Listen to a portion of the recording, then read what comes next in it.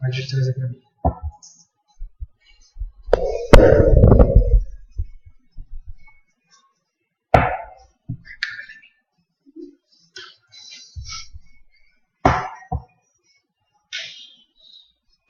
Legal.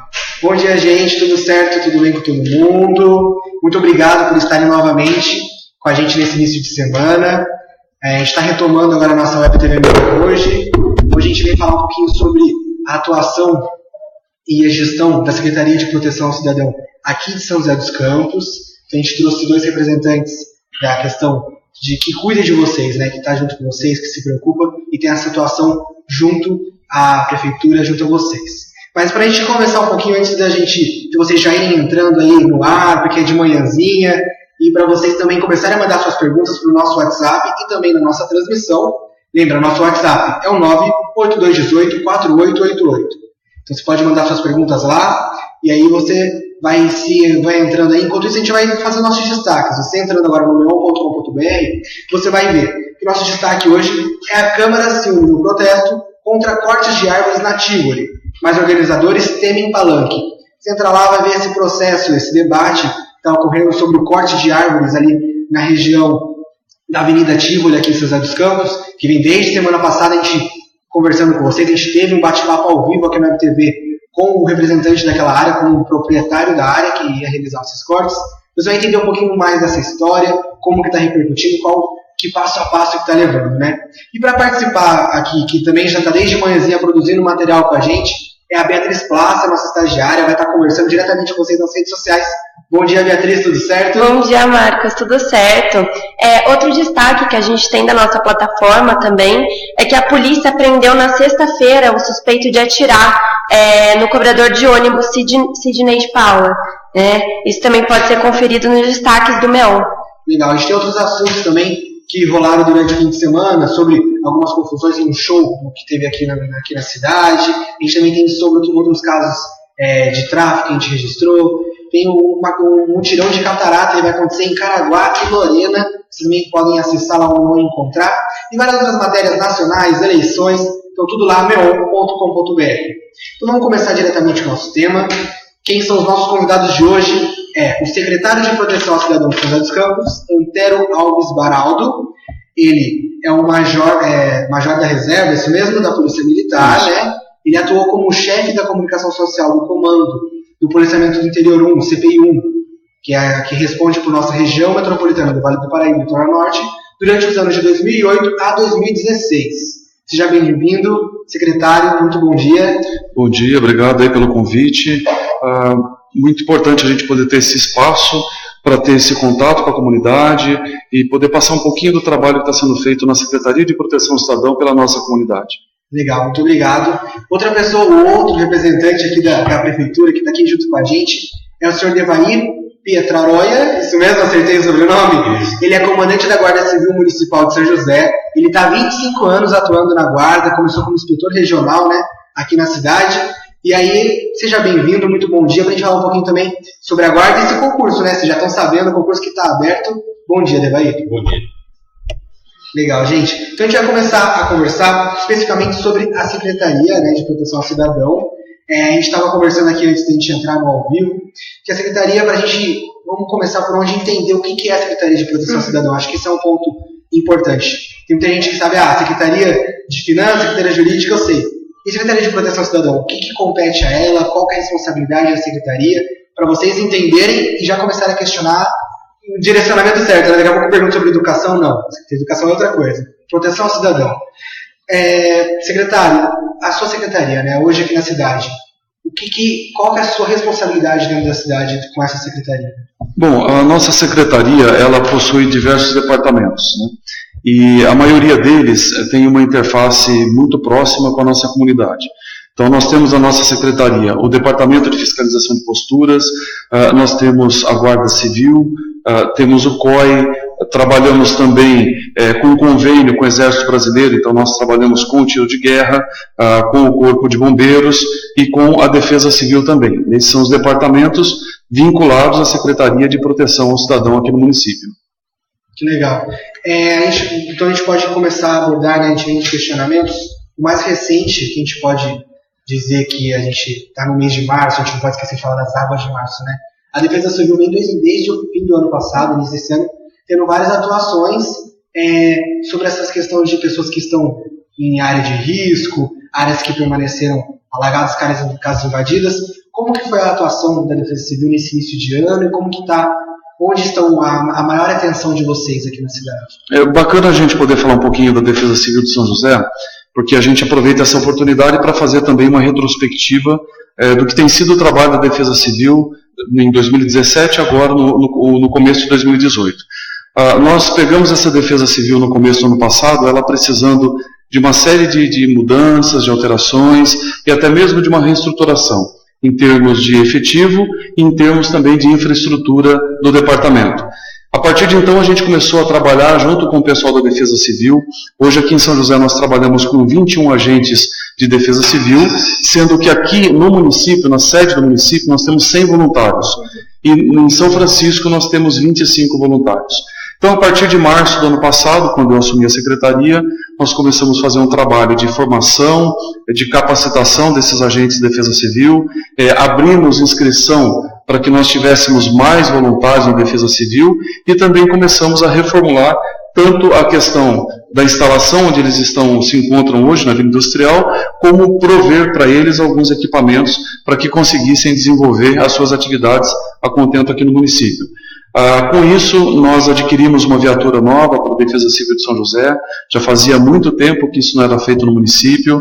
Eles têm uma viatura também muito interessante, uma viatura diesel, que embora antiga, está em muito boas condições. A gente restaurou essa viatura inteirinha, de maneira que agora, no município de São José, a nossa Defesa Civil tem viaturas capazes de atender qualquer tipo de ocorrência em qualquer região da cidade. Além disso, foi um pedido da própria Defesa Civil, que eu achei bastante interessante. Eles pediram para mim no ano passado que eles gostariam de utilizar uniformes.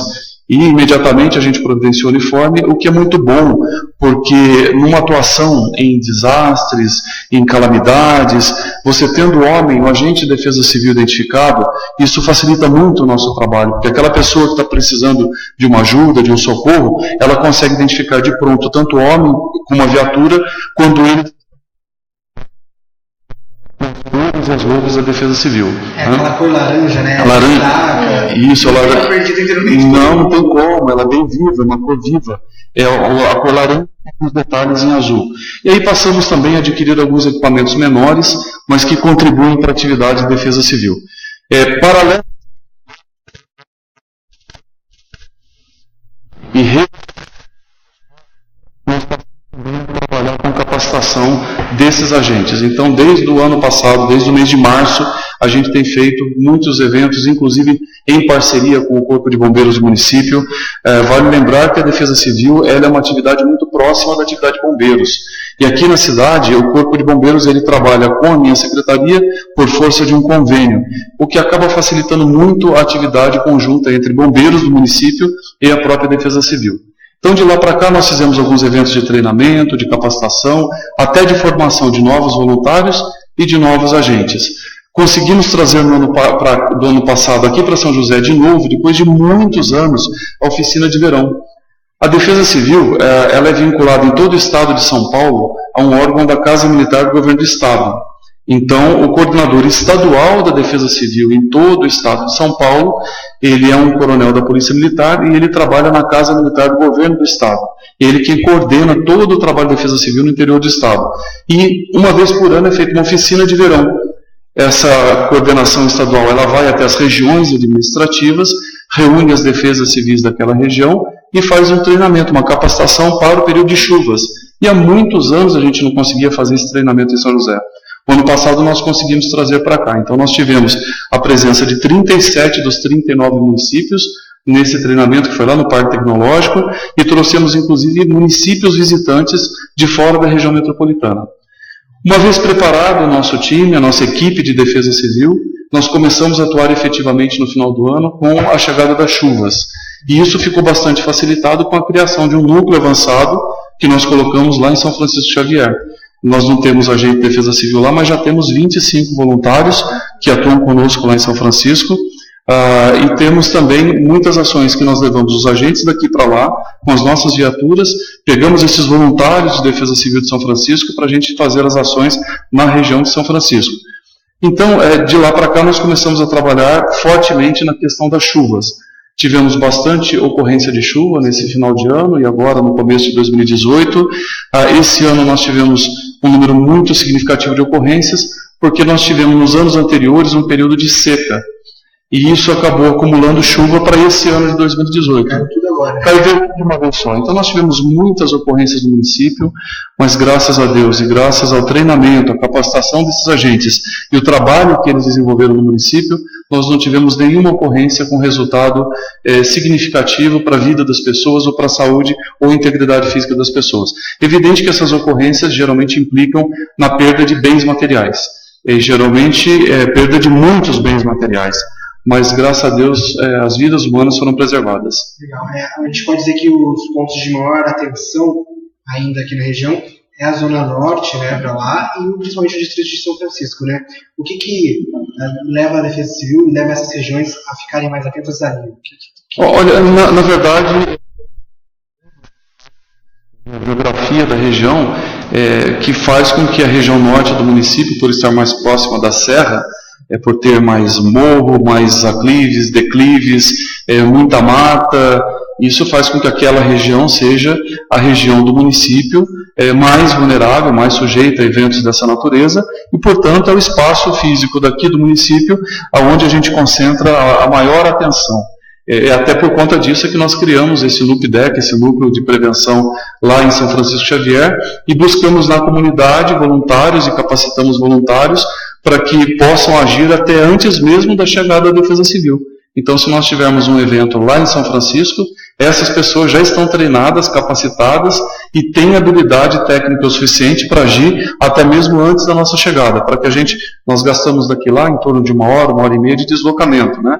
E dependendo da chuva, isso acaba comprometendo também o trânsito, acaba comprometendo a qualidade das rodovias, às vezes com galhos de árvore que caem, rios que invadem, dificultando a nossa chegada até lá. Da importância da gente ter um grupo de pessoas em condições de atuar lá mesmo antes da chegada da Defesa Civil. Então, o nosso esforço hoje em dia é concentrar bastante atenção na região norte do município, que é aquela que traz características mais compatíveis com a atividade da Defesa Civil do município.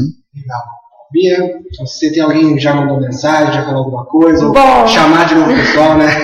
Por enquanto não, né? A gente não está sem nenhuma pergunta. Você que está assistindo a gente pode mandar suas perguntas para o telefone 98218-4888. Eu tenho uma pergunta para o Antero. Eu queria saber, assim, são voluntariados, né? Então, acontece de quanto em quanto tempo esse treinamento que vocês oferecem para os agentes, né? Ok, a inscrição da Defesa Civil voluntário, ela ocorre o tempo inteiro. A pessoa que se sentir com vontade de atuar nessa questão, que é uma questão muito interessante, porque ela é humanitária, é uma coisa gratificante você saber que com o seu trabalho você está preservando vidas, com o seu trabalho você está evitando que acidentes ocorram, que pessoas percam seu patrimônio, se machuquem, até mesmo percam suas vidas. Então, por conta da característica dessa atividade, ela costuma naturalmente atrair um número muito grande de pessoas dispostas a se doar.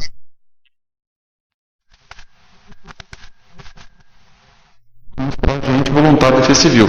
Só não fazemos treinamentos com tanta regularidade, porque a gente precisa juntar um número significativo para que justifique a gente montar uma estrutura de capacitação e treinamento.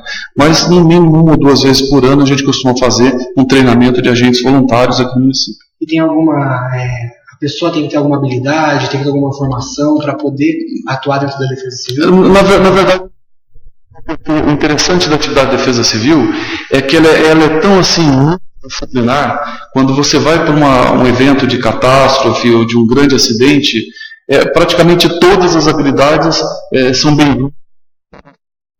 departamento como esse. Você tem pessoas que precisam estar num depósito, por exemplo, organizando o recebimento de doações, a organização da distribuição dessas doações, os equipamentos de defesa civil precisam estar organizados em condições de pronto emprego. Então você precisa desde uma pessoa que vai trabalhar num depósito nosso, organizando o recebimento e a distribuição do que vai ser utilizado na operação, como agentes que precisarão estar em campo.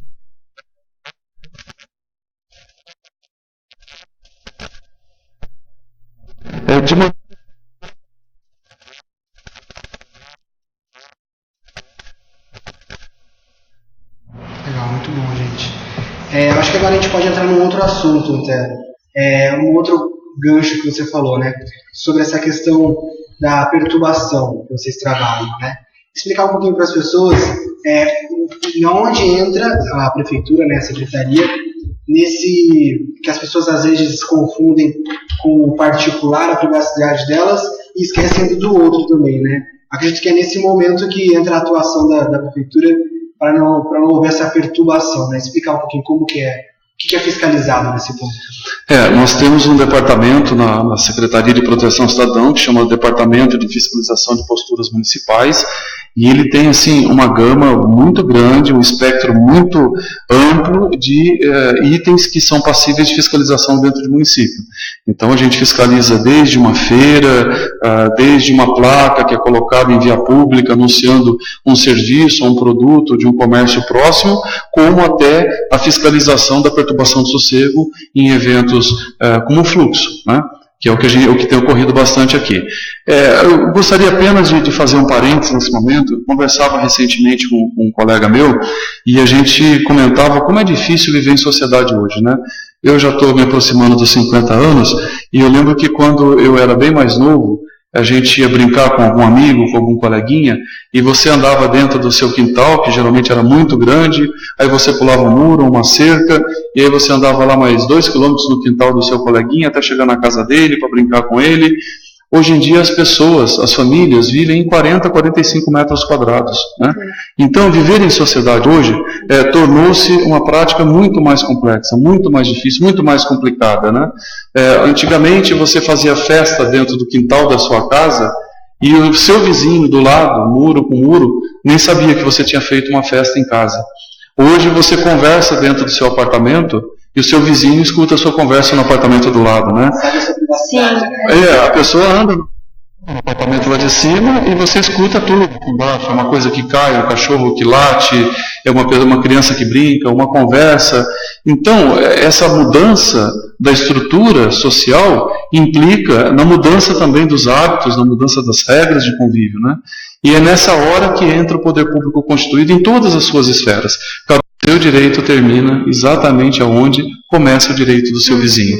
E a fiscalização de posturas, ela atua principalmente nisso.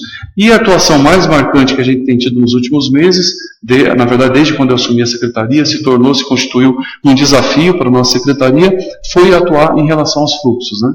Nós tínhamos algumas áreas aqui em São José, em março do ano passado, que eram áreas muito problemáticas, em que havia fluxos muito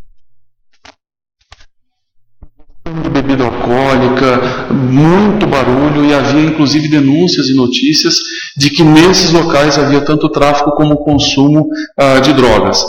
De lá para cá nós começamos a nos unir com outros órgãos, estabelecer aí uma parceria com órgãos inclusive fora da própria prefeitura, e começamos a fazer um planejamento para combater esses fluxos no município. Hoje, nós estamos em março de 2018, praticamente um ano depois de iniciada essa ação, nós já não temos mais praticamente nenhum desses locais que nós havíamos mapeado no ano passado. Evidente que é próprio da natureza humana, isso vai migrando para outros bairros, para outros horários, para outros locais, e o trabalho do poder público é mapear esses locais, acompanhar e tentar chegar antes que eles ocorram, para evitar que eles ocorram. Mas o fato isso não vai acabar, porque existe por trás desse evento, por trás do fluxo, um aspecto cultural. né? Hoje, os jovens se falam muito rápido, se falam pelas mídias, gostam de ouvir música, muitas vezes em volume alto, têm alguns o hábito do consumo, de maneira quase que instantânea pelas mídias sociais. Então, isso, por se tratar de um aspecto cultural, a simples fiscalização, o simples ato de fiscalizar pela prefeitura, não vai...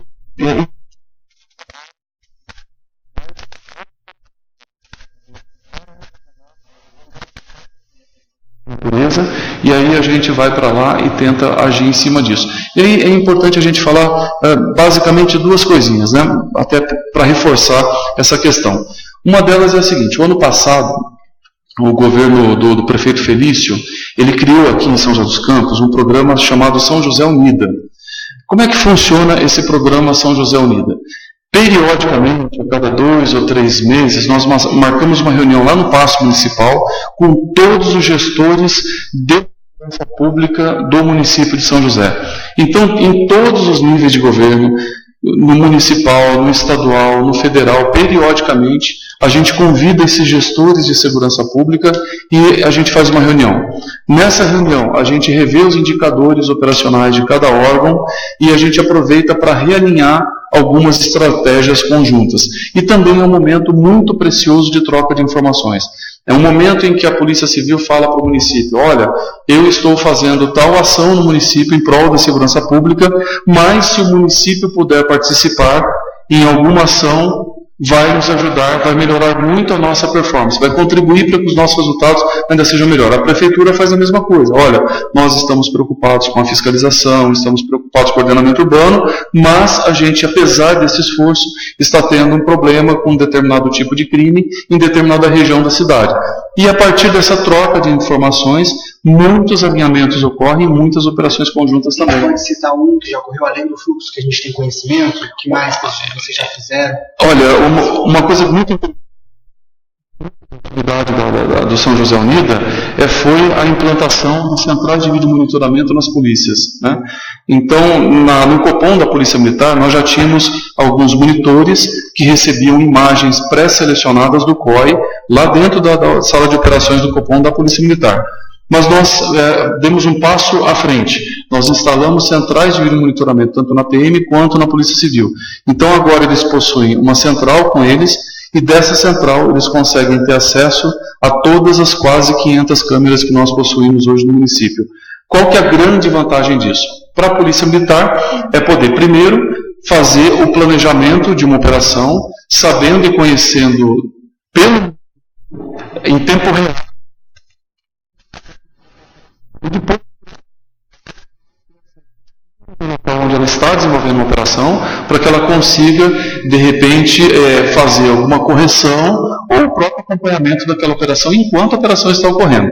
E pelo lado da Polícia Civil, é interessante a gente lembrar que antes da gente ter essa ideia como fruto do São José Unida, quando a Polícia Civil precisava de uma imagem para uma investigação, ela tinha que se envolver em toda uma questão burocrática. Então ela fazia um pedido, ela formalizava, ela mandava o ofício para a prefeitura, isso tramitava, chegava na nossa mão e muitas vezes quando você ia buscar a imagem, ela já não existia mais, porque ela tem um período em que ela fica arquivada. A partir daí, para liberar espaço, a gente começa a fazer com que as imagens mais recentes substituam as mais antigas.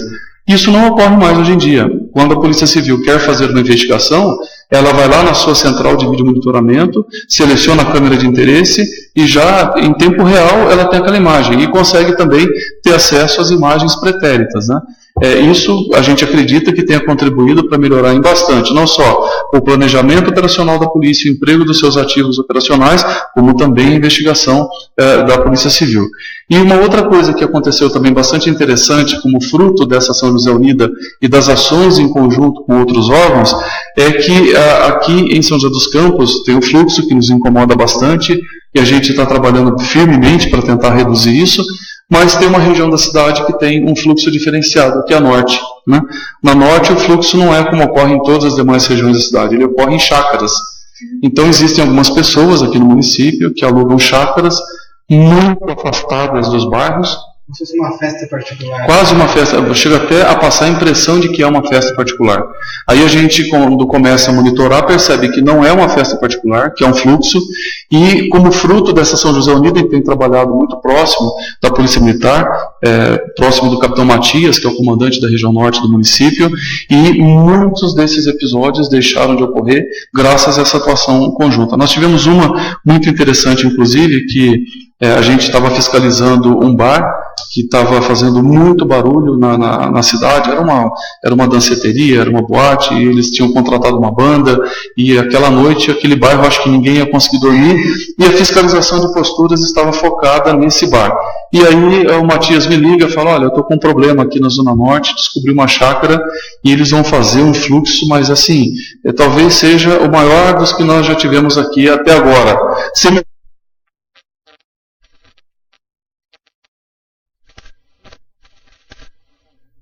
Conseguimos fazer com que a própria fiscalização atuasse em apoio ao Matias, e ele também conseguiu nos apoiar nessa balada, e nós não tivemos nenhum e nem outro.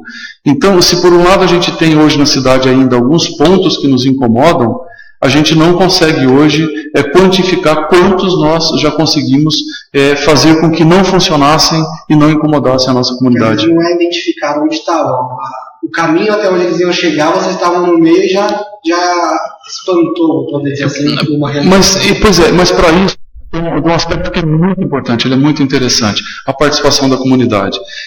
O mundo moderno hoje, retomando aquela história de que é difícil viver em sociedade hoje, mais difícil do que foi no passado, retomando esse conceito, a gente precisa criar nas pessoas, a gente conta muito com isso hoje em dia, aquela sensação de pertencimento. Porque nós, enquanto agentes públicos, em todos os níveis, municipal, federal, estadual, nós não conseguimos estar em todos os locais, em todo momento. Nós não somos onipresentes, não somos oniscientes, não somos onipotentes, mas a comunidade é. Então eu não sei o que está acontecendo no seu prédio, mas você sabe. Eu não sei o que está acontecendo. É muito importante. E vale lembrar que as melhores operações que a gente fez, os melhores resultados que a gente alcançou, foi como fruto da participação comunitária. A pessoa manda para a gente, às vezes, um print de uma página de um Facebook. Olha, secretário, o senhor está sabendo que isso vai acontecer? Pronto, é só isso. Essa pequena parcela de contribuição da comunidade já fez com que a polícia se mobilizasse, a polícia civil se mobilizasse, a PM, a fiscalização de posturas, a Guarda Civil Municipal. Aí outra coisa interessante, como que as pessoas conseguem chegar até esses órgãos com essas informações? Basicamente hoje a gente utiliza 2 canais de comunicação com a comunidade. Quando eu sei que está acontecendo um episódio num bar, por exemplo, no meu bairro. Então, hoje são as adegas, né? Então, toda quinta e sexta-feira, aquela adega, ela traz um músico, ela põe mesinha na cadeira, o barulho vai até 2, 3 horas da madrugada. Mas toda semana ocorre naquele local. O melhor canal de comunicação com os órgãos é um 156. A pessoa diz que é um 156, faz a denúncia, a gente registra essa denúncia e a partir daí a gente se programa e se planeja para atuar em relação àquele episódio que se repete.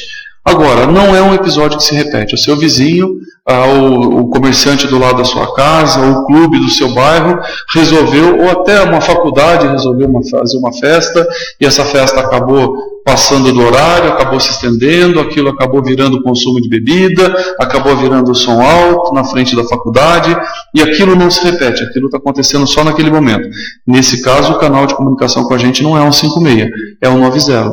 Porque desde a década de 90, esse canal de comunicação, que é o número de emergência da Polícia Militar 90, ele é utilizado de maneira compartilhada com o Poder Público Municipal. E essa questão da São José Unida é o que deixa mais claro. Você ligando para o 90, tendo esse contato com a PM, tem o contato com a Prefeitura, tem o contato com todo mundo, porque está todo mundo trabalhando em conjunto. Não tem mais não existe essa divisão, né? Não há mais. Olha, eu trabalho na área de segurança pública há praticamente 30 anos. E eu vou dizer um negócio, eu nunca vi um momento de tanta sinergia entre os órgãos de segurança do município como eu vejo agora. É evidente que São José tem uma característica muito positiva. Quem mora aqui, o joseense, as pessoas que não são joseenses, mas adotaram essa cidade para morar, para viver, tem um perfil de exigência muito diferenciado.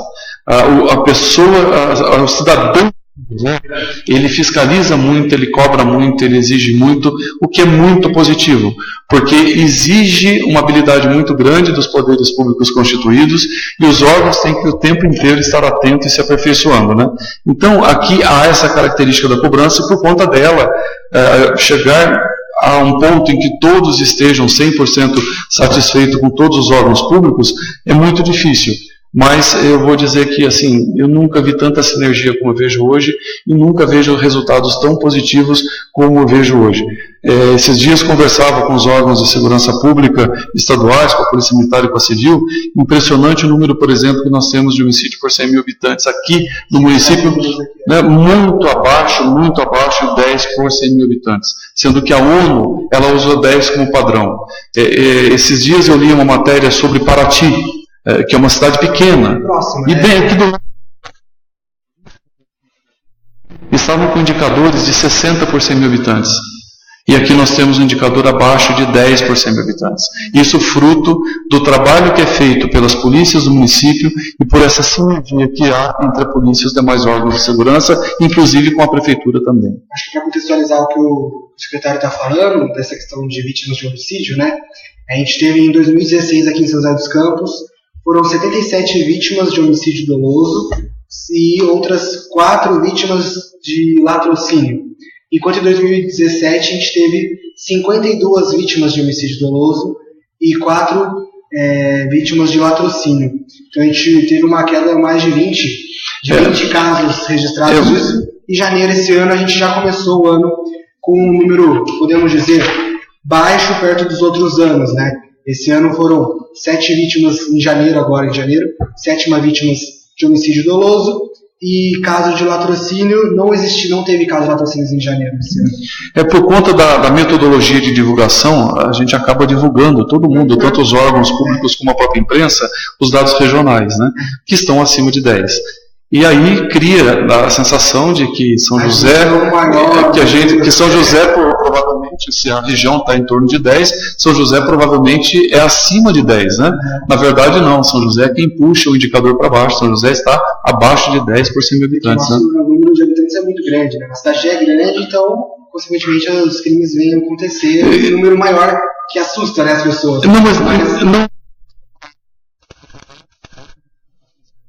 E puxam os indicadores para cima, mas a percepção de que você mora numa cidade com quase 700 mil habitantes, grande como São José, com toda essa estrutura e com tanta gente vindo de fora para trabalhar, para estudar, o que traz riqueza e, portanto, atrai a marginalidade também, atrai o crime, essa percepção nos induz a achar que a região metropolitana tem um indicador de 10 ou acima de 10 por conta de São José, que provavelmente seria São José que estaria puxando para cima, o que na verdade não é isso que ocorre. São José é quem puxa para baixo.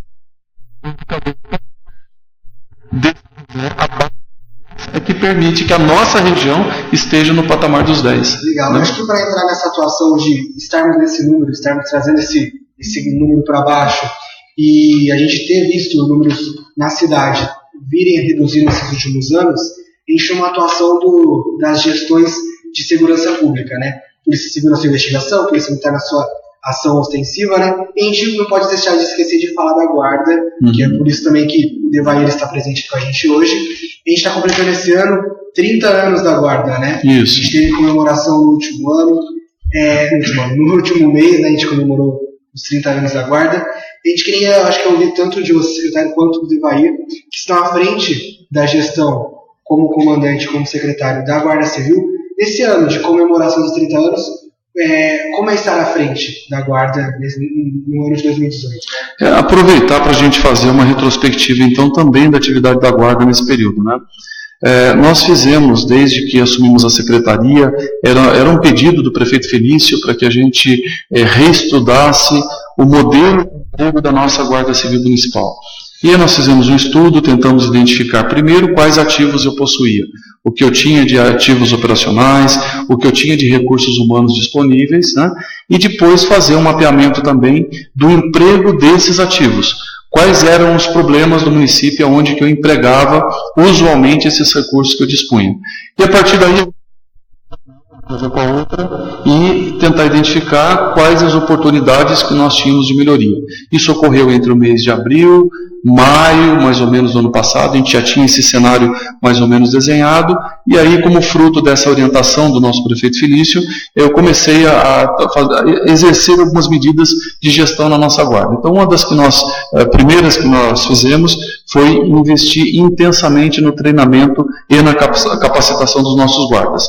Então, desde o ano passado, os nossos guardas estão passando constantemente por treinamento. Então, é treinamento de tiro, é treinamento de legislação, treinamento de atendimento ao público, treinamento de direção defensiva com veículos 4 rodas, com veículos 2 rodas. Os nossos guardas aqui de São José, eles utilizam a metodologia Giral, que é um método de preservação da vida, criado por um coronel da Polícia Militar e hoje utilizado inclusive pela Cruz Vermelha Internacional. Então, o ano passado nós fizemos um movimento muito intenso nessa direção de treinar e capacitar o nosso homem para que ele tivesse em condições ainda melhores de prestar um bom serviço à nossa comunidade. Em paralelo a esse trabalho de capacitação e treinamento, nós começamos também a fazer um trabalho bastante intenso na reestruturação da nossa GCM aqui em São José. Nós tínhamos no ano passado praticamente 100% da nossa frota parada, quebrada nos nossos pátios e nas oficinas. Nós conseguimos hoje trabalhar muito próximo dos 100% dos nossos veículos operando. Só que tem um problema, esses veículos eles são bastante antigos, então fazer com que eles estejam quase 100% operando exige da gente um esforço muito grande. Por isso que nós decidimos trocar a nossa frota. Hoje há um veículo no município, um veículo elétrico em teste, não é um veículo híbrido. Nós fomos numa feira o ano passado de veículos elétricos e uma empresa se interessou em testar um veículo elétrico no município. E desde o final do ano passado a gente está testando esse veículo aqui, já estamos indo para a 3ª prorrogação de contrato com esse veículo em teste no município.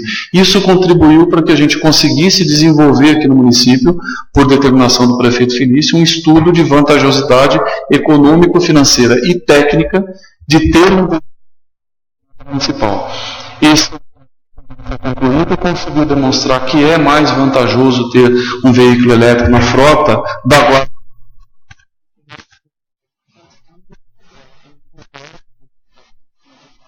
para ter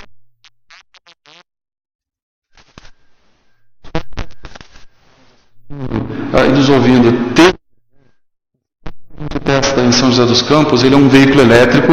A gente fala muito em veículo elétrico no Brasil, mas quase não tem veículo elétrico. O que tem, na verdade, são veículos híbridos, que além do motor elétrico, também tem o motor a combustão. Esse nosso é 100% elétrico. Ele carrega na tomada, nós temos nosso posto de abastecimento ali no CEF, na zona norte do município, perto da Concha, fica o nosso ponto de abastecimento ali. Com 1h30 de carga, mais ou menos, esse veículo consegue andar 400 quilômetros. E 1h30 de carga dá mais de 32 reais de energia elétrica. Então, com 30 quilômetros. E detalhe, cada veículo da nossa frota emite 14 toneladas a menos.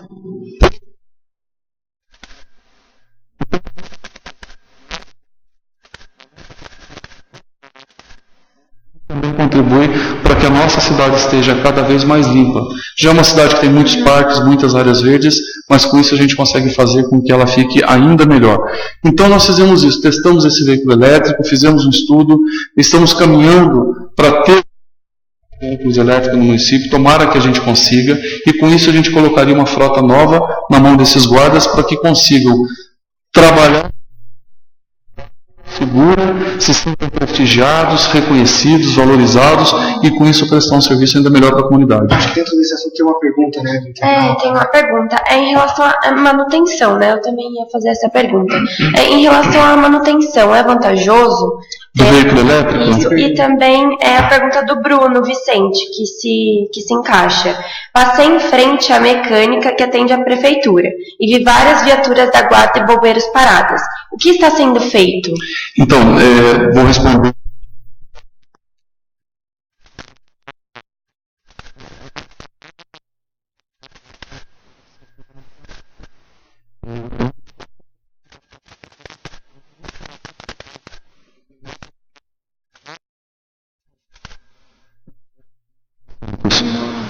Então, se você converter isso em tempo de manutenção e custo de manutenção, você imagina a economia que isso traz para os cofres públicos. Ele não quebra de maneira muito mais barata, né?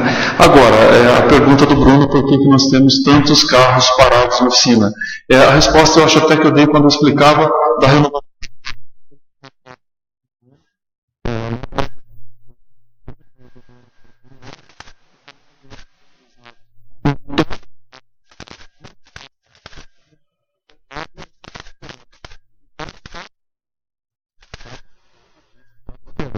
Então, o carro muitas vezes entra hoje para consertar, amanhã.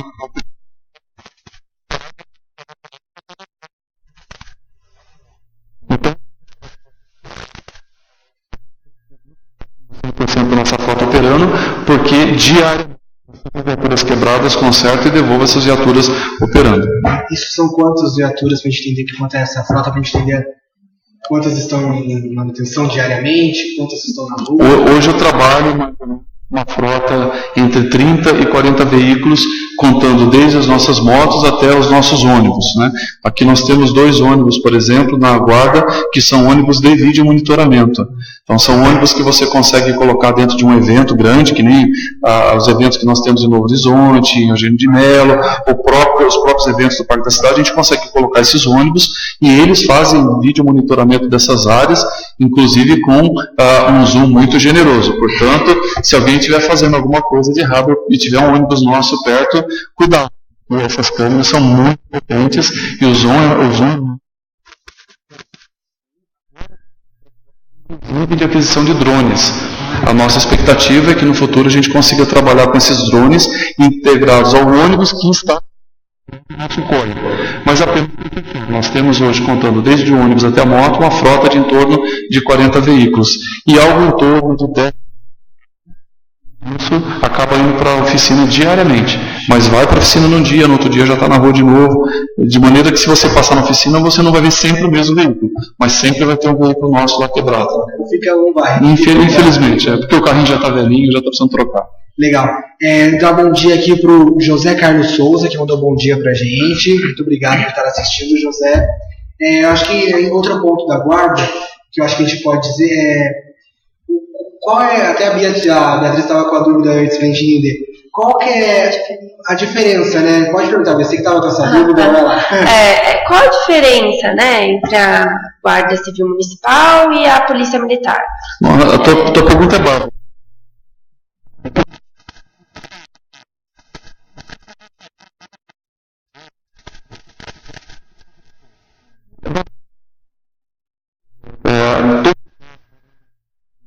Então você tem contato com o secretário, você tem contato com o comandante da guarda, com o guarda.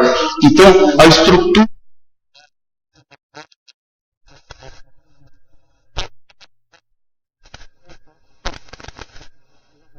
Na verdade não é. A Constituição do Brasil é quem define as competências de maneira muito clara.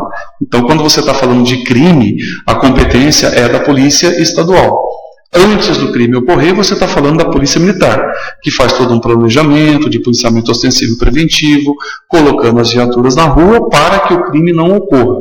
E uma vez ocorrido o crime, entra aí a partir da Polícia Civil fazendo a investigação. Então, quando você está falando de crime, está ocorrendo tráfico aqui no meu bairro, lá na pracinha as pessoas estão consumindo droga, a própria perturbação do sossego, inclusive, né? Então você está falando de uma atuação de prevenção ao crime, a contravenção, portanto, uma atuação estadual pelas suas polícias, estadual ou a civil ou a PM. E aí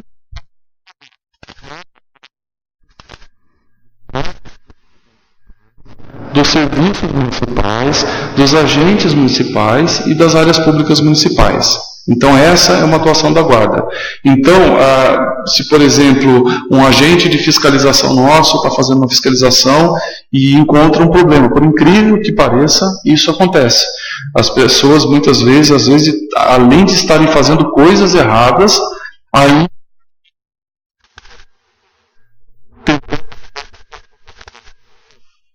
um tempo atrás nós nós tivemos uma fiscalização aqui na região sul da cidade. O nosso fiscal ele foi fiscalizar uma pessoa que estava vendendo fruta em via pública, né? E essa pessoa, ela acabou, essa fiscalização que eu estou falando especificamente, a pessoa acabou entrando num carro, perseguindo o veículo da prefeitura, da fiscalização, chegou a chocar, a bater o carro dele no carro da fiscalização, perseguiu a fiscalização da Zona Sul até a Zona Leste, onde fica a sede da fiscalização, e invadiram o prédio da fiscalização. Então, para a gente ver a que ponto, a que absurdo a gente chega, né? E aí a coisa só não foi pior porque a GCM foi acionada e chegou muito rapidamente, porque essa é uma atribuição do GCM, a defesa do espaço público, do próprio público, do serviço público e do servidor público. E ali naquele prédio tinha tudo isso junto, né? Então essa é uma ação tipicamente da GCM que esclarece de maneira muito didática qual é a função da GCM no município, né? Mas isso aí não foi só uma vez que aconteceu em relação aos fiscais. Nós tivemos vários episódios em que pessoas partiram para cima dos nossos fiscais por estarem sendo fiscalizados, por estarem fazendo alguma coisa de errado, e a GCM precisou intervir. Nós temos casos aqui na cidade de pessoas que vêm comercializar frutas e não são do município, elas vêm de outros municípios. Eu lembro que eu assisti uma vez uma entrevista, né, um jornalista entrevistando um vendedor de fruta no município, e o jornalista até se surpreendeu quando esse vendedor falou vendendo fruta, estava muito acima da média, né? Outro que eu vi também nas redes sociais, uma fiscalização nossa, e a pessoa que estava sendo fiscalizada estava tendo as suas frutas apreendidas, ele falava assim: olha, eu preciso gravar para que ou que eu perdi a fruta, que vocês que estão levando a minha fruta apreendida. Ou seja, se ele tem patrão, aquilo é uma atividade comercial estruturada, constituída, com frota, com funcionário, com patrão, não é uma pessoa que precisa de um complemento de renda, e aí tem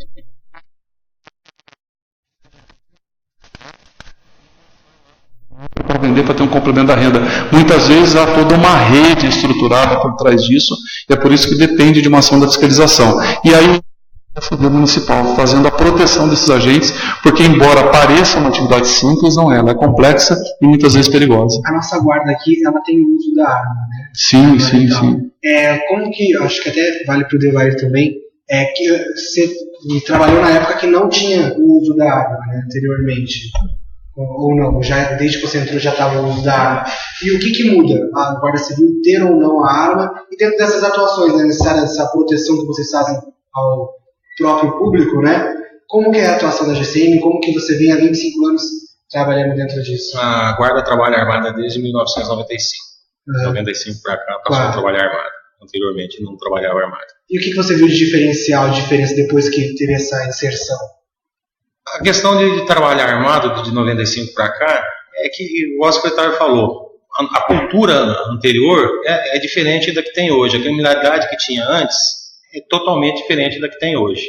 Hoje, se você colocar um homem armado numa viatura na rua, praticamente você não consegue resolver os problemas, mesmo que você não faça a utilização dela. E nós treinamos para isso, para que no último caso utilize a arma de fogo. Então a gente faz treinamento constante para isso, para não precisar utilizar. E utilizamos também a menos letal, que é a elétrica. Em alguns casos a gente utiliza ela para se evitar utilizar a arma de fogo. Eu acho que voltando à pergunta que eu tinha feito antes, né? Hoje você está no comando da GCM nesses 30 anos, né? Como que representa isso para você? E como que a gente pode contar um pouquinho da história da GCM nesses 30 anos? O que mudou? O que ela é hoje, né, dentro da cidade? Para mim é uma honra estar no comando da Guarda quando ela completa 30 anos. E a Guarda de 88 para cá, ela mudou totalmente a concepção quando ela iniciou para as atividades que nós desenvolvemos hoje. Em 88, quando teve início, praticamente era só focado nos prédios públicos, mas o homem parado lá.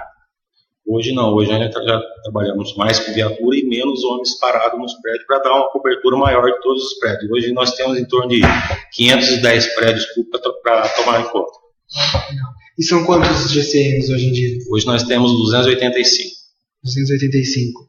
Por isso, aí vai entrando no tema. Não falaria ainda disso, tem um tema que antecede a isso, na verdade. Quando nós assumimos a GCM, nós tínhamos um número ainda significativo de bases da guarda no município. E aí, com 285 homens, para fazer 510 próprios, se você fizer uma conta muito simples, você vai ver um homem por turno, você precisa de 4 homens em cada próprio, você vai chegar muito próximo dos 1.200, 1.300 GCMs. Nós não temos como ter uma guarda no município. Imagina o custo disso para o cofre do município. Você tem 1.200, 1.300 GCMs para poder cuidar de mais de 500 próprios públicos. Sendo que você também tem que cuidar do serviço público, e também tem que cuidar do servidor público, e também tem que cuidar da área pública. Então é uma conta que jamais fecharia. Os cofres municipais ficariam muito onerados se você fosse contratar a GCM para tomar conta de tudo isso no modelo anterior.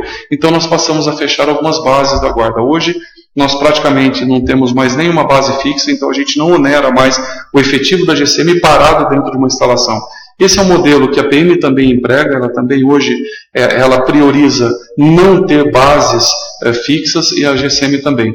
Quando a gente fecha uma base da GCM, você ganha no mínimo 1 ou 2 viaturas para que ela possa atender toda a cidade, atender a cidade como um todo, e não determinados pontos privilegiados da cidade. A gente lembra de um caso, que eu não sei se seriam pontos fixos que existiam antes da GCM, que é o caso que ocorreu no último ano no Parque Alberto Simões e também no Parque da Cidade, que foi uma atuação de criminosos que invadiram e foram roubar materiais de trabalho da GCM, tanto no Parque da Cidade quanto no Parque Alberto Simões. No Parque da Cidade a gente teve, infelizmente, um ferido,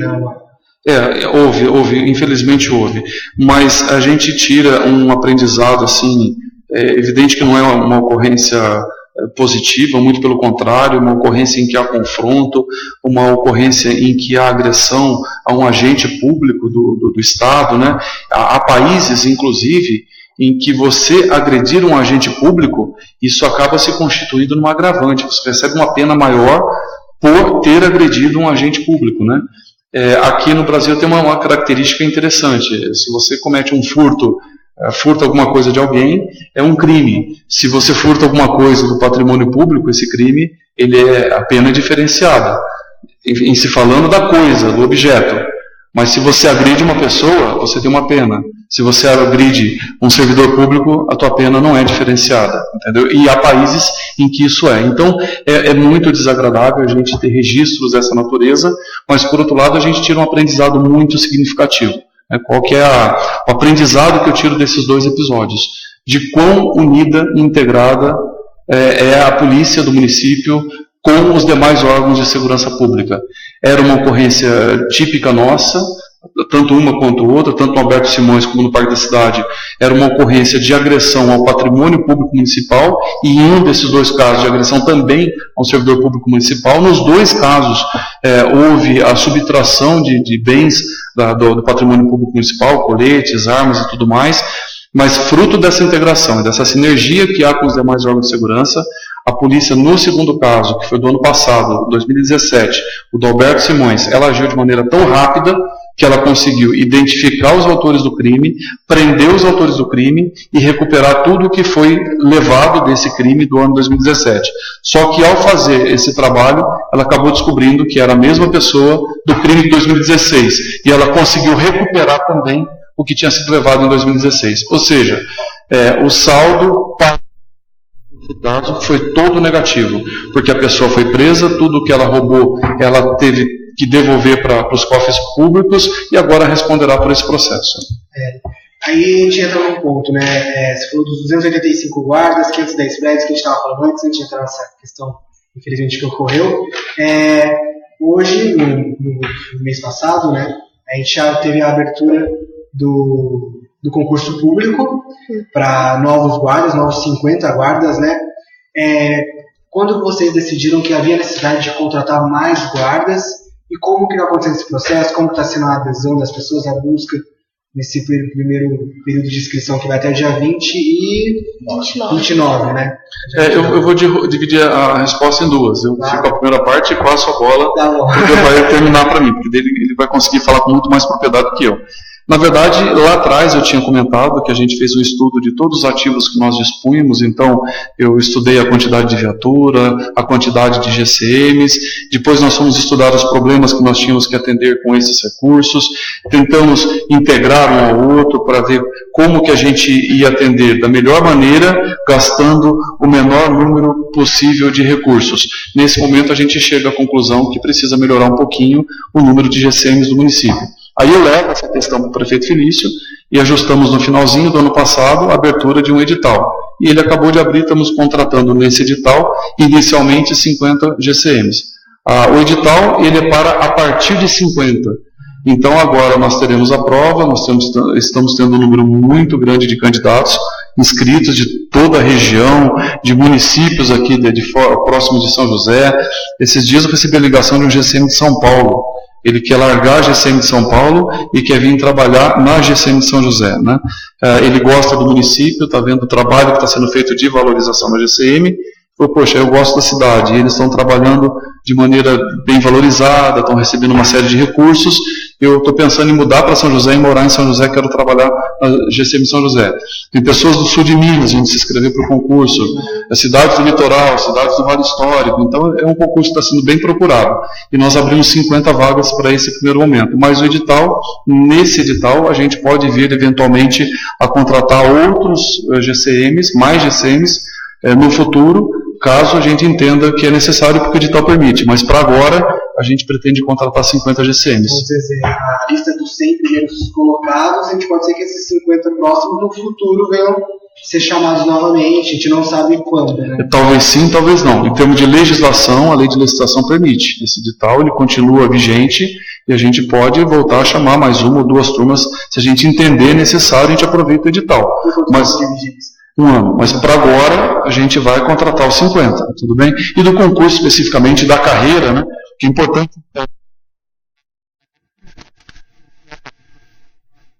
etapas do concurso, como é o curso e efetivamente o que faz o GCM depois de formado. Para isso eu preciso da ajuda do Devair aqui. Ele está 25 anos, ele está por dentro. Então, Devair, primeiro explicar um pouquinho desse plano de carreira, né, que tem dentro quem foi entrar agora no GCM aqui de São José dos Campos, e também o que está sendo pedido de o que as pessoas precisam ter para poder participar desse concurso, né, para poder participar desse processo seletivo para se tornar GCM. Vou passar primeiro a parte da nossa carreira. Legal. Passou no concurso, ele entra como guarda segunda classe, fica no estágio probatório por 3 anos. Após ser aprovado no estágio probatório 3 anos, ele faz um curso para subir na carreira, vai à primeira classe. 5 anos como primeira classe, aí faz um outro curso para classe extinta. 5 anos classe extinta, ele faz curso para inspetor. Depois de 5 anos, ele faz outro curso para inspetor regional, que é o topo da carreira. De segunda classe até classe extinta, é exigido o segundo grau normal. De classe extinta para inspetor, se exige curso superior. De inspetor para inspetor regional, se exige pós-graduação. Ou seja, ele tem essa carreira a percorrer, mas partindo de classe extinta para frente, já começa a se exigir a escolaridade maior dele. E tem alguma, dentro dessa escolaridade, qual é que deve ser feito? Tem alguma especificidade? Hoje não tem, hoje é qualquer curso superior. Nós estamos fazendo um ajuste na lei para colocar um curso mais voltado para a nossa área. E como é o processo seletivo agora? O processo seletivo teve as inscrições abertas dia 26, se encerram dia 29 agora de março, 50 vagas, igual o secretário já colocou. Ele é composto por 3 fases: a prova escrita, né? A prova física e depois o psicotécnico. Aí depois que sai a listagem final dos classificados. Legal. A classificação final vai sair dia 1º do 11. Dia 1º do 11, legal. Depois de todas as fases lá no fim do ano. Lá no final do ano. Tá. Essa parte física, né? O que o candidato vai fazer? O que ele precisa? Porque às vezes a gente conhece tanto da PM, né? Tem que ter uma altura específica, vai correr tanto. O que é a parte física da GCM? Exigências para inscrição: 18 anos completo, limite de 30 na data do término das inscrições, segundo grau completo, habilitação válida e definitiva em qualquer categoria, altura de 1,60 m para mulheres e 1,65 m para homens. E aí vem, se homem, kit com serviço militar, está com o CPF válido, não pode estar com o CPF bloqueado. E a questão da parte física é abdominal, flexão de solo, corrida de 12 minutos e corrida de 50 metros. Lógico que tem diferencial de 18 a 25 anos e de 25 a 30 tem essa diferença. E é diferente também a grade do masculino para o feminino. Legal, muito bom. Então as pessoas têm que começar a se preparar antes, né? Mas dá tempo. Dá tempo. Correr um pouquinho, ele consegue para correr 12 minutos. Começar a correr, pegar o fim de semana, durante a semana, todo dia começar a correr, consegue passar então, né? E questão salarial. Sim, como salário base de R$ 1.591,86. Aí em cima disso tem 65% de RTG, Regime Especial de Trabalho de Guarda, esse 65% para fins de aposentadoria incorpora, e mais 35% de risco de vida. Esse não incorpora para aposentadoria. Dá um salário, em média, mensal de R$ 3.183, fora o vale alimentação ou refeição, né? E vale transporte. Dá para chegar até em torno de R$ 3.500. Legal, vocês têm todo esse material, acho que a gente já tinha informado antes, a gente vai voltar a falar de novo sobre esse processo seletivo, e a gente agradece vocês que estão assistindo. A gente teve a participação do Bruno, né? Bruno do José, que mandou um bom dia aqui pra gente. Muito obrigado a você que participou, que se envolveu, que prestou atenção aqui nos toques, nas mensagens, nas informações que foram transmitidas tanto pelo Devair nesse processo do concurso para a Guarda Civil, e tanto no nosso secretário aqui de São José dos Campos, secretário de Proteção ao Cidadão, Antero, que também fala um pouquinho sobre as atuações dessa secretaria dentro do comum, do dia a dia do nosso joseense, né? Quero agradecer a presença de vocês, muito obrigado, e deixar esse último espaço para vocês falarem com o público, com a população. Bom, eu que agradeço muito a oportunidade de estar aqui com vocês. É uma oportunidade de levar ao nosso cidadão joseense um pouquinho de informação, muitas vezes até de maneira pedagógica, didática, do que a gente faz pela cidade, do que a gente pretende fazer pela segurança da nossa cidade, pela segurança do munícipe, e como o cidadão joseense pode contribuir para que nós tenhamos um trabalho com uma performance melhorada, levando um serviço público de qualidade ainda melhor para o nosso cidadão. Então, muito obrigado pelo espaço. Sempre que precisarem, estaremos aqui com vocês de novo. Com certeza. E as perguntas que não foram respondidas, a gente vai voltar, a gente passa para o secretário e para o comandante. E se vocês tiverem outras dúvidas, vocês vão mandar futuramente. A gente vai trazendo eles de novo, a gente traz outros temas. A gente pode abordar especificamente temas dentro da proteção do cidadão que a gente falou agora, que seja o fluxo ou defesa civil. Futuramente a gente volta a fazer mais entrevistas, mais web TV com o comandante e com o secretário. Beatriz, muito obrigado também pela ajuda, por apoiar aqui a gente. E a gente volta agora na quinta-feira, às 10 horas da manhã novamente, com mais uma web TV Meon. Fica acompanhando, entra no meon.com.br, que você vai saber quem será nosso entrevistado, o que a gente volta a falar. E se vocês tiverem dicas e sugestões do que vocês querem ouvir e querem ver a gente conversando aqui na Web TV, também manda pra gente pelo nosso WhatsApp 982184888, ou também pelo nosso inbox do Facebook, pelos nossos e-mails. Fica à vontade, que a gente vai sempre mantendo contato com vocês. Bom dia e ótima semana para todo mundo.